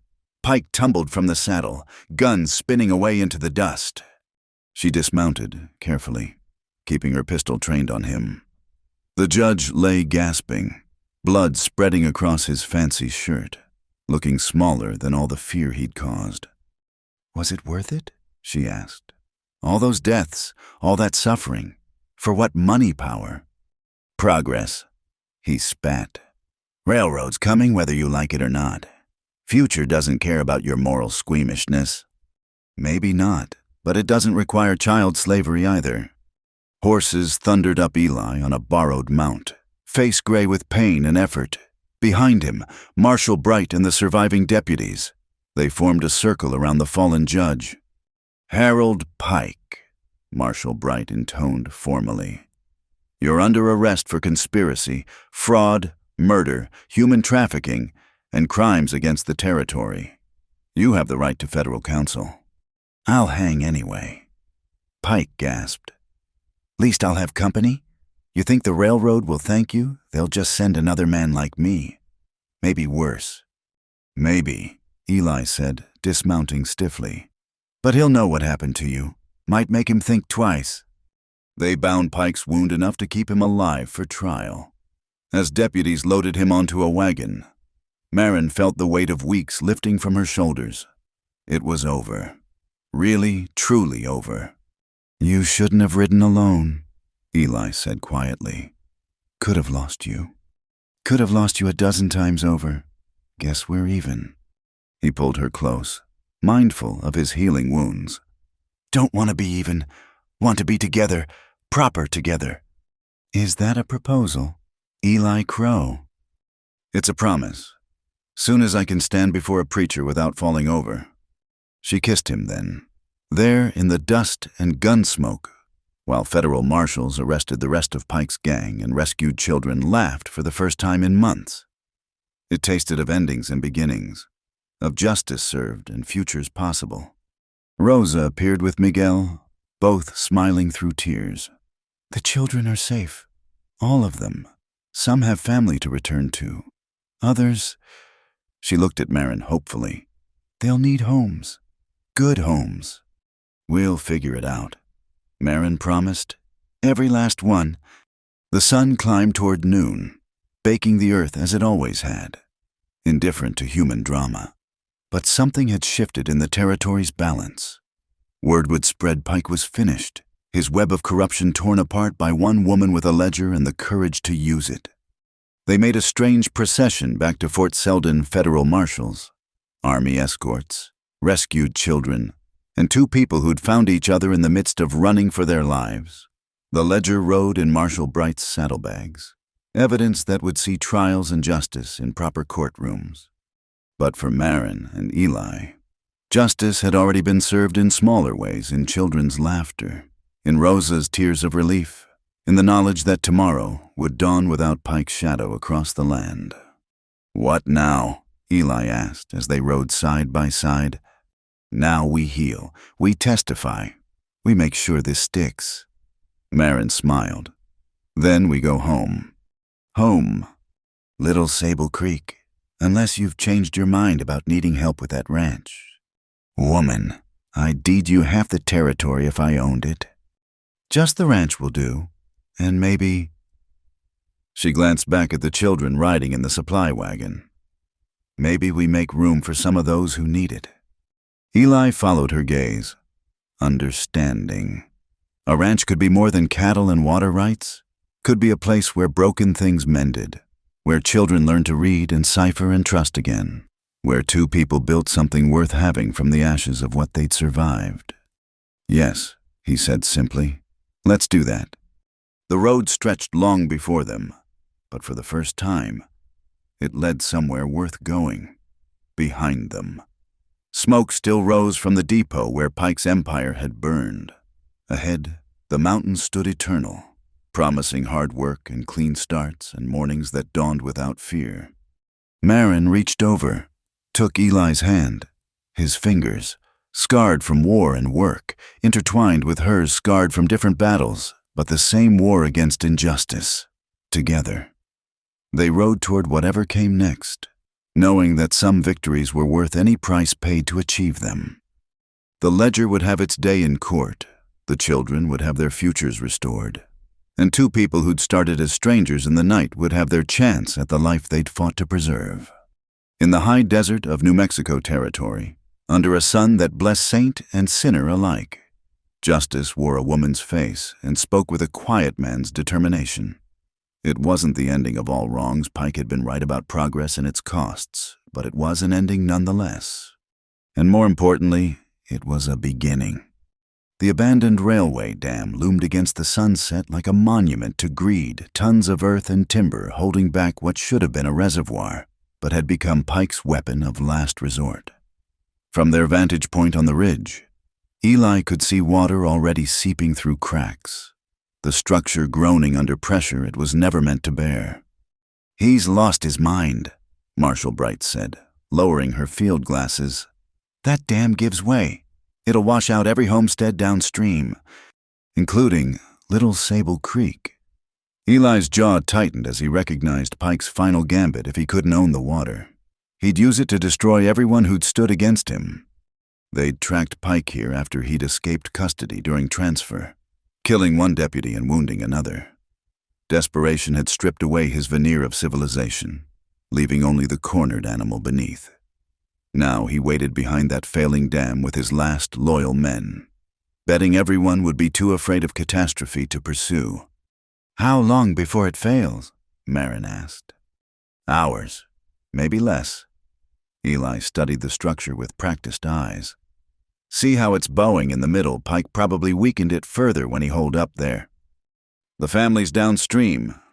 Rosa's already riding to warn them," Deputy Chen said, arm still in a sling from the earlier ambush. "But some won't leave their land, not even for flood." Thunder rumbled in the distance, another storm building over the mountains. More water to strain the weakened dam, time running shorter with each passing minute. "We can't wait him out," Marshall Bright decided. "And we can't assault one stray bullet could bring the whole thing down." "Then we give him what he wants," Eli said quietly. "Me." Everyone turned to stare. He continued. "Pike blames me as much as Marin for his downfall. Offer a trade me for safe passage. While he's focused on that, someone slips in to open the spillways, release pressure before the dam fails." "That's suicide," Marin protested. "Pike won't honor any deal." "Doesn't need to, just needs to be distracted long enough." "Then I'm the distraction," Marin said firmly. "Pike wants me more, and I'm the reason we're all here." "Like hell." "Both of you stop," Marshall Bright commanded. Nobody's sacrificing themselves on my watch. But the idea has merit. Pike's prideful offer him something that feeds that pride. He might bite. Lightning flickered across the darkening sky, illuminating the dam in stark relief. Another groan of stressed timber echoed across the valley. What's more prideful than making the federal government beg? Deputy Chen suggested slowly. Marshal, what if you offered to negotiate one-on-one government official to territorial judge? He'd love that symbolism. Bright considered, then nodded. Meanwhile, someone who knows the dam's workings sneaks in. I know it, a new voice said. They turned to find Father Lyle approaching on horseback, travel-worn but determined. Helped consecrate it when they built it. Know every passage, every valve. Father, Marin said, surprised. How did you... Word travels fast when Pike escapes. Figured you'd need all the help you could get. He dismounted, producing a rolled blueprint from his saddlebag. Original plans. Borrowed them from the railroad office. They spread the plans by lamplight, marking positions and timing. The spillways were manual, someone would have to reach them. Open them in sequence to relieve pressure without catastrophic release. Meanwhile, Marshal Bright would approach from the front, keeping Pike's attention. I'm going with the father, Eli declared. Two move faster than one if things go wrong. Your wounds, Marin began, are healed enough. This is my land at stake too. My neighbors in danger.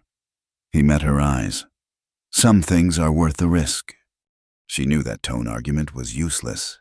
Instead, she pulled him aside while others prepared. You come back, she said fiercely. Whatever happens, you come back to me. Planning on it. Got a ranch to run. Remember, and a woman to marry? Is that what you think? That I'll just wait at home while you... He silenced her with a kiss, pouring everything he couldn't say into the contact. When they broke apart, her eyes were bright with unshed tears. I'm going to help warn the homesteads, she said. Someone has to make sure those families get to high ground. Marin, you do your job, I'll do mine. Then we meet at Little Sable Creek when this is over. She managed a shaky smile. Try not to let Father Lyle get too heroic.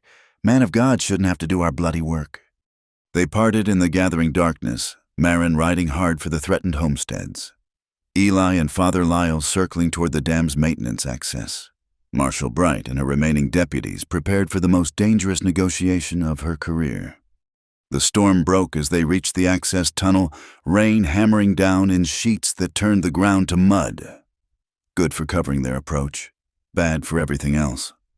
Water poured off the dam's face in torrents, adding weight to an already strained structure.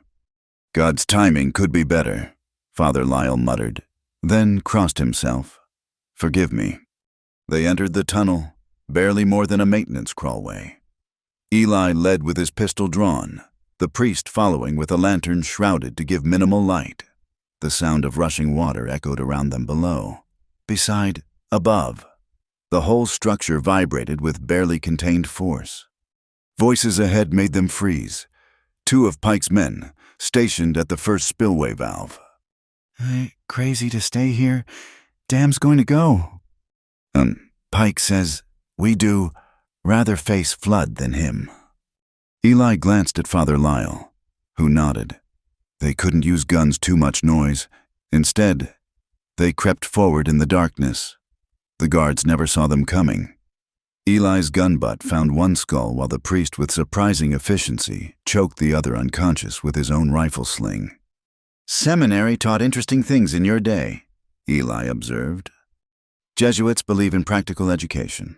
Lyle replied, already working on the valve wheel. Help me with this, rust has it seized. Together they strained against decades of corrosion. Finally, with a shriek of metal, it gave.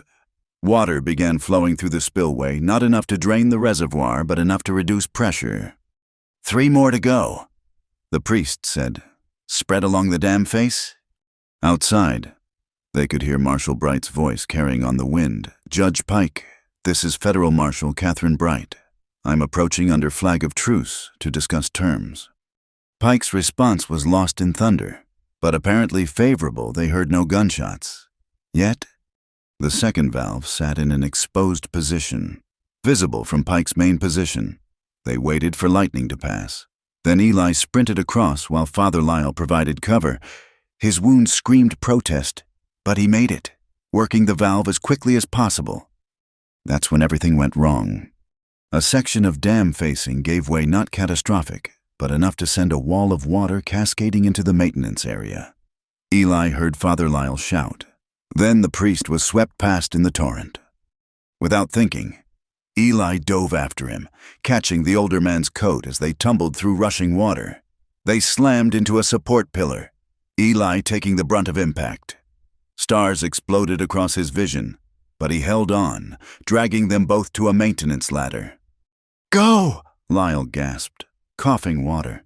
"Last 2 valves I'll manage." Eli hesitated, then recognized the steel in the priest's eyes. This was a man who'd chosen his stand. Nodding, Eli climbed toward the 3rd valve. Above, he could hear Pike ranting at Marshal Bright. "Oh, federal overreach, territorial sovereignty. You have no right." The 3rd valve was easier, already loosened by the structure's shifting. Water poured through as Eli opened it, taking more pressure off. 1 more to go, but it sat directly below Pike's position. Lightning illuminated the scene, Pike standing dramatically at the dam's crown. Marshal Bright below with hands raised, deputies arrayed behind her. Classic standoff, except the ground beneath them was dying. Eli made his choice. Instead of stealth, he climbed directly up the dam face, letting himself be seen. "Sup, Pike?" he shouted over wind and water. "Eli Crow, you wanted me, here I am." The judge spun, gun swinging toward this new threat. "Crow, you destroyed everything. You destroyed yourself." Eli kept climbing, drawing Pike's attention, and fire. Bullets sparked off wet stone inches from his hands. "I just helped gravity along." Pike advanced to the edge, trying for a better angle. That's when Marshal Bright moved, her men spreading out to flank. Caught between threats, Pike made the fatal error of hesitation. Father Lyle appeared behind the judge like divine intervention, water-soaked and bloodied but upright. "Your quarrel is with God now. Harold Pike, make your peace." Pike spun, firing wild. The priest staggered but didn't fall, momentum carrying him forward. They grappled at the precipice, 2 men fighting for different futures. Eli reached the final valve, throwing his weight against it. The wheel spun free, sending the last spillway wide. Water roared through in a controlled torrent, pressure releasing, dam settling. Catastrophe averted by inches and will. Above, Pike broke free from Father Lyle, raising his gun for a killing shot. Marshal Bright's rifle spoke once. Pike looked down at the spreading red across his chest, surprise replacing rage. He took 1 step back, then another, and then gravity claimed him as it had claimed his empire. By the time Eli reached the top, Father Lyle lay in Marshal Bright's arms, blood pooling despite pressure on his wounds. The priest's eyes found Eli, managing a weak smile. "Did we save them, the families?" "You saved them, Father, everyone." "Good, good." Lyle's hand found his cross. "Tell Marin. Tell her living right matters more than living long. Tell her." The words faded with his life. There on the dam that had nearly become a monument to one man's greed, but instead became testimony to another man's sacrifice. They carried Father Lyle's body down as dawn broke gray and wet. The storm had passed, leaving clear skies and a dam that would hold until proper engineers could assess it. Below, the warned families were returning to homes that still stood. Children who would grow up because one priest chose courage over comfort. At Little Sable Creek, they found Marin waiting with Rosa, Miguel, and a dozen rescued homesteaders. Her clothes were muddy, her face drawn with exhaustion, but she was whole and alive and there. She ran to Eli, stopping short when she saw what they carried. understanding dawned, followed by grief that cut deep. Father Lyle had married her parents, had been one of the few to show kindness to a saloon girl with dangerous knowledge. "He died saving others," Eli said softly. "Died proving that one good man can stand against evil and win." "He was supposed to speak at our wedding," Marin whispered. "He already did. Every word he lived was the sermon." They buried Father Lyle in the cemetery at Sable Fork, half the territory attending despite the risk. Judge Pike's men had scattered, his supporters suddenly discovering urgent business elsewhere. The town that had cowered under his rule stood tall for perhaps the first time, honoring a man who'd shown them how. Marshal Bright spoke at the graveside. Joseph Lyle died as he lived standing between the innocent and harm. In my experience, that's the definition of a saint, official recognition or not. After the service, she pulled Marin and Eli aside.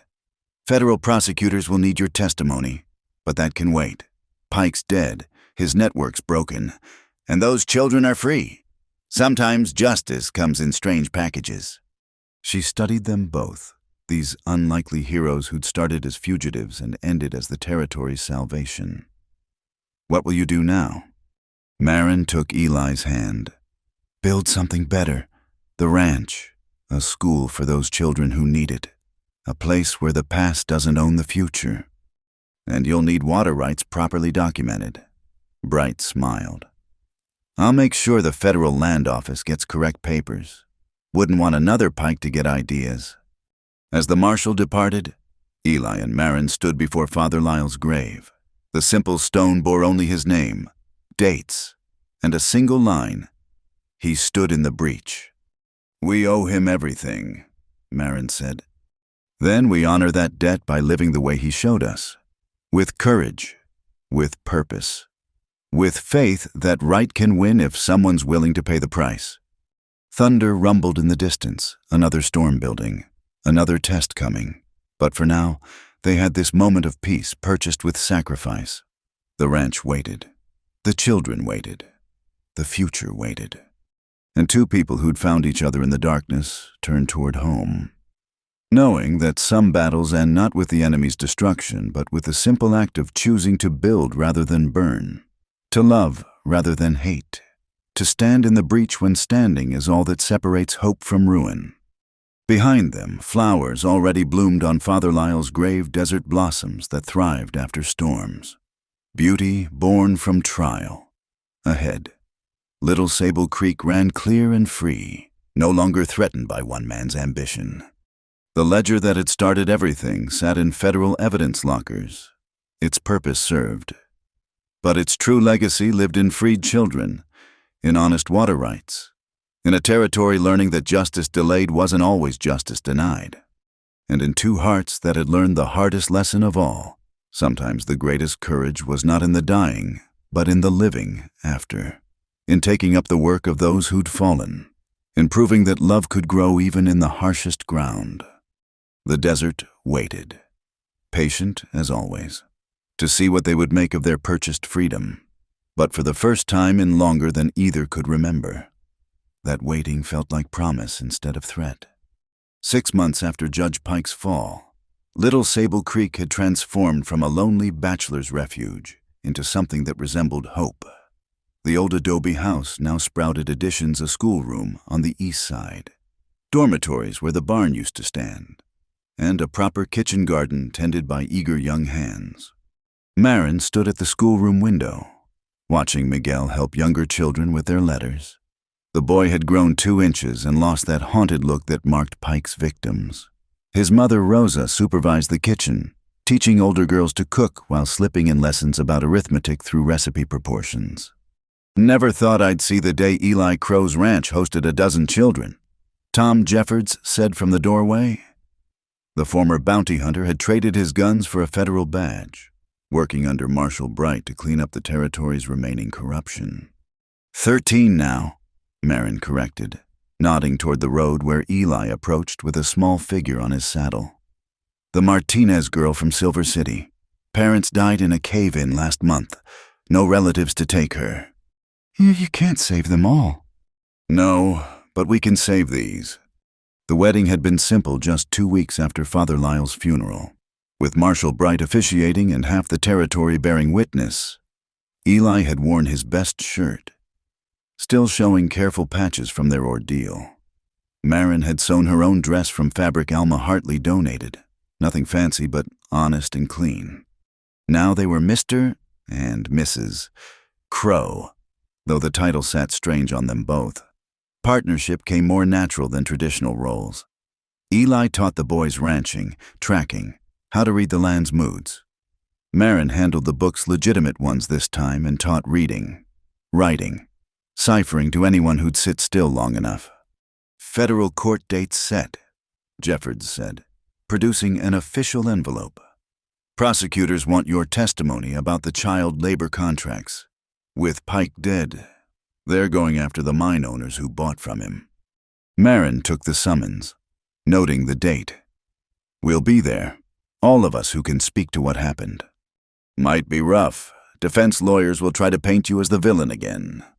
Let them try. Truth has a way of outlasting lies, given time. Eli entered with young Sophia Martinez, the girl clinging to him like he was the first solid thing she'd found in weeks. At 6, she was their youngest ward, still small enough to believe the world might be safe again. Tom. Eli nodded to the marshal. Staying for supper, Rosa's making enough chili to feed an army. Can't.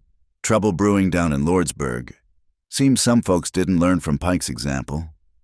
Jeffords paused at the door. You two did good here. Father Lyle would be proud.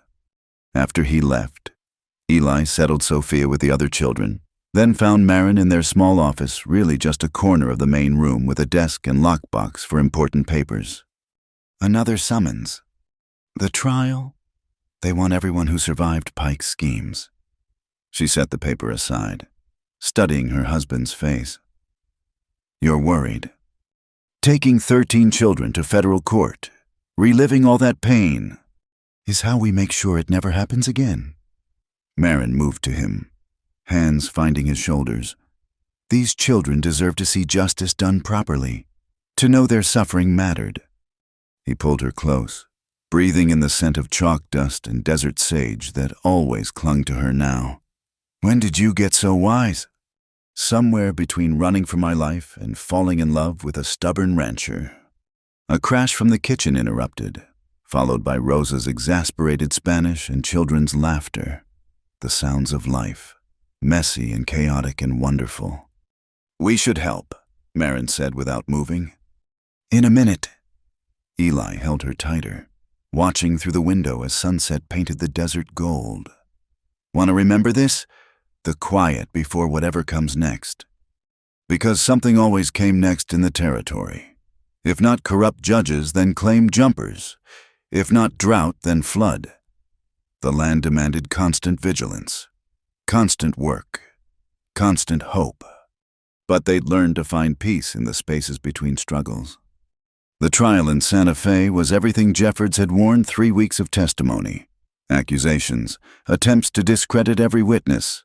But Marin's ledger proved unassailable, her records too detailed to dispute.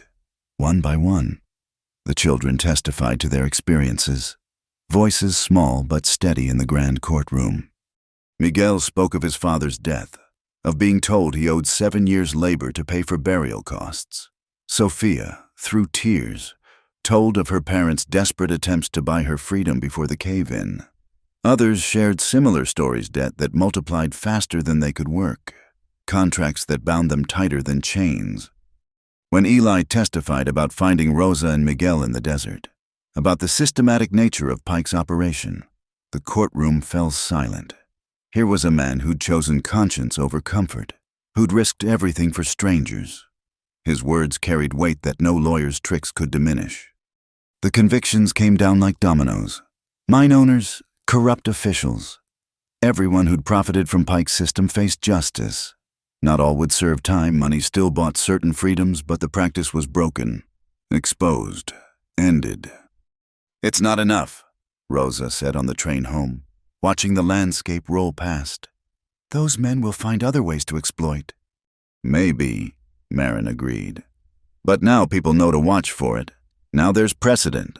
Law with teeth. They returned to find the ranch thriving under the care of neighbors who'd stepped in to help. The Sandoval family had tended the stock, while several women from Sable Fork had kept the school running. Community had grown around their small experiment in hope. That evening, as children did lessons and adults prepared supper, a familiar figure appeared on the horizon. Hector Ramirez, the old freight driver, but riding alongside someone unexpected, a young man with Hector's eyes and bearing. "This is my nephew, Carlos," Hector explained after greetings. "Just finished seminary back east. Heard you might need a priest for Sunday services. Maybe help with teaching." Carlos was nothing like Father Lyle younger, more uncertain, carrying his education like an uncomfortable coat, but his eyes held the same determination, the same belief that faith meant action. "We can't pay much," Eli warned. "Room, board, and the chance to serve." Carlos replied. "Father Lyle wrote to me before he died, said there was work here worth doing." So their family grew by one more, and Sunday services resumed in the schoolroom. Not everyone attended. Some children carried wounds too deep for easy faith, but those who came found comfort in ritual, in words that promised justice beyond what human courts could provide. The seasons turned. Summer brought drought that tested their water management, but the communal system held. Fall saw their first harvest from expanded gardens, children learning to preserve food for winter.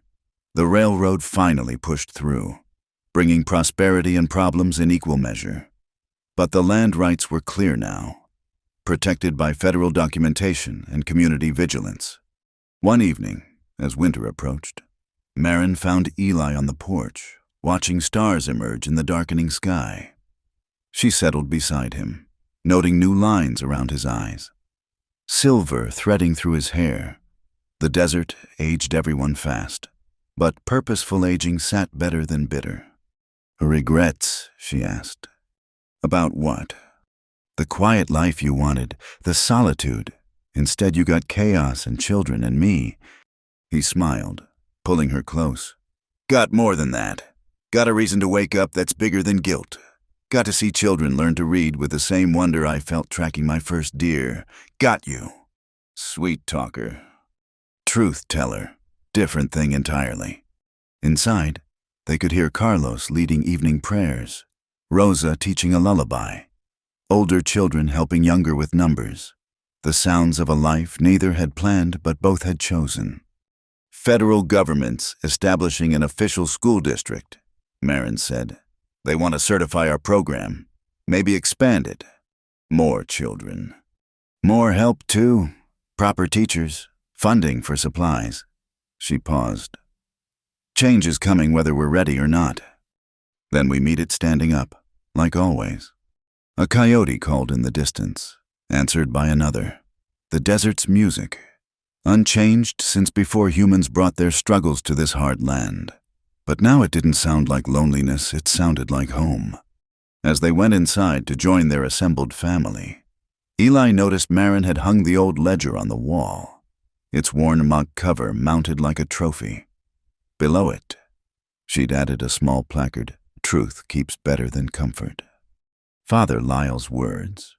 "Yours, actually, that night in the mine when you chose to fight instead of run." He didn't remember saying it, but the words felt right. They'd all chosen truth over comfort, justice over safety, love over isolation. The price had been high, friends lost, blood spilled, innocence challenged. But the reward sat at their table each night, slept safe in beds they'd built, learned to read words that would set them free in ways Pike never imagined. Tomorrow would bring new challenges. The railroad meant new people, new temptations, new forms of old corruptions. The children would grow, some leaving for opportunities beyond the desert, others staying to build on what they'd started. Eli and Marin would age, passing responsibility to younger hands, trusting the seeds they'd planted to bloom in season. But tonight, they had this: a full house, full hearts, full circle from that desperate flight across moon-painted desert. Love had found them in the hardest of places and proved itself in the hardest of ways. As Marin helped serve supper and Eli showed Miguel how to mend tack. As Rosa sang and Carlos prayed and 13 children learned that family came in many forms. The desert waited patient, as always. It had seen empires rise and fall, had outlasted every human ambition, good or ill. But perhaps, in this small corner where water ran clear and children laughed free, something different was taking root. Not an empire, but a community. Not power, but purpose. Not just survival, but life abundant, shared generous as water in a dry land. The stars wheeled overhead, marking time in their ancient patterns. In the morning, work would call always work in the desert, always struggle against entropy and evil. But struggle shared was struggle halved, and joy shared multiplied beyond counting. Somewhere, Judge Pike's bones rested unquiet in ground that rejected his legacy. Somewhere, Father Lyle's spirit smiled at children learning their letters. And at Little Sable Creek, 2 people who'd started as strangers built their answer to all the world's hard questions, one child saved, one truth told, one day survived at a time. The desert had taught them its hardest lesson, that some things only grow in difficult ground, that some love only blooms under pressure, that some victories are won not by destroying your enemies, but by outliving their influence with patient grace. Tomorrow the sun would rise merciless as always. But tonight there was bread and warmth and hope enough to go around, in the territory between what was and what might be. That was miracle enough for anyone. The ledger on the wall caught lamplight, reminder and promise in equal measure. Below it, children bent over their lessons, writing their own futures one careful letter at a time. And in that simple scene lay Pike's final defeat, not in bullets or trials, but in the ordinary triumph of people choosing to build rather than burn. The story ended as it began, with strangers meeting in darkness. But now the darkness held no terror, only the promise of dawn and the certainty that whatever came, they would meet it together, in the wild heart of the West. Love had carved its own territory and defended it with the fiercest weapon of all hope that refused to die. The desert sang its ancient song, and for the first time in memory, the song sounded like home. Thank you for listening to this Wild West love story. I'm curious, where in the world are you listening from? Please share in the comments below so we can connect and discuss what this tale of justice and redemption meant to you. If you enjoyed this story, please subscribe to Wild West Night, give this video a like, and hit that hype button to help more people discover these frontier tales of courage and love. Until next time, partners, keep riding toward the sunset.